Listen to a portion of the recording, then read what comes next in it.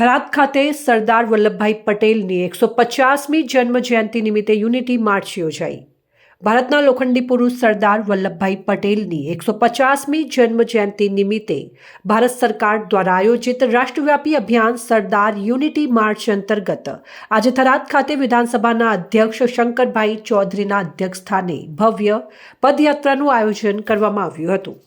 આ પદયાત્રા એકતા અને રાષ્ટ્ર પ્રત્યેની પ્રતિબદ્ધતાનું પ્રતીક બની હતી, જેમાં તમામ સમાજના લોકોએ ઉત્સાહભેર ભાગ લીધો હતો।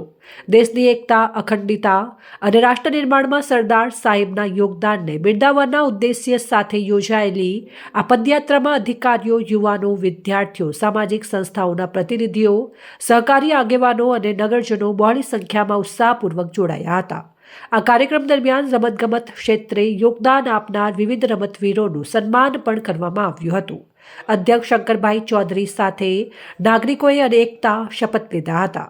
એક ભારત, આત્મનિર્ભર ભારત અને રાષ્ટ્રીય એકતાના સૂત્રોચ્ચાર સાથે પદયાત્રા પૂર્ણ કરાઈ હતી। આ પ્રસંગે બનાસ બેંકના ચેરમેન ડાયાભાઈ પિલિયાતર, પૂર્વ સાંસદ પરબતભાઈ પટેલ થરાદ તથા પાટણ એપીએમસીના ચેરમેન શૈલેષભાઈ પટેલ, નેહલ પટેલ, જિલ્લા પોલીસ અધિક્ષક ચિંતન તરૈયા, નિવાસી અધિક જિલ્લા કલેક્ટર ટી.કે. જાની સહિત સ્થાનિક આગેવાનો અને મોટી સંખ્યામાં નગરજનો ઉપસ્થિત રહ્યા હતા। સરદાર સાહેબની 150મી જન્મજયંતિ નિમિત્તે સમગ્ર દેશની અંદર યાત્રાઓ નીકળી રહી છે।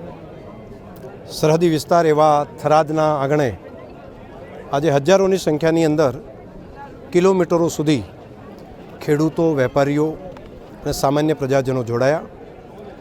સરદાર સાહેબે રાષ્ટ્રીય એકતા માટે આપેલું યોગદાન તેને યાદ કરીને આ રાષ્ટ્રીય એકતા માટેની આ યાત્રા દેશ માટે જીવવા માટેની નવી પ્રેરણા આપશે।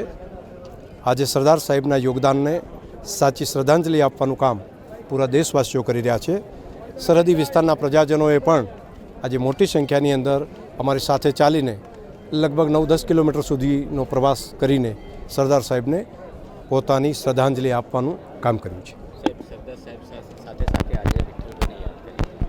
બંને ભાઈઓનું યોગદાન એવડું જ હતું। વિઠ્ઠલભાઈએ પણ લોકશાહીની સંસદીય પ્રણાલી માટે તેમણે આપેલું યોગદાન કોઈ નાનું નથી, પરંતુ નવી પેઢીને ઘણી વખત ઇતિહાસ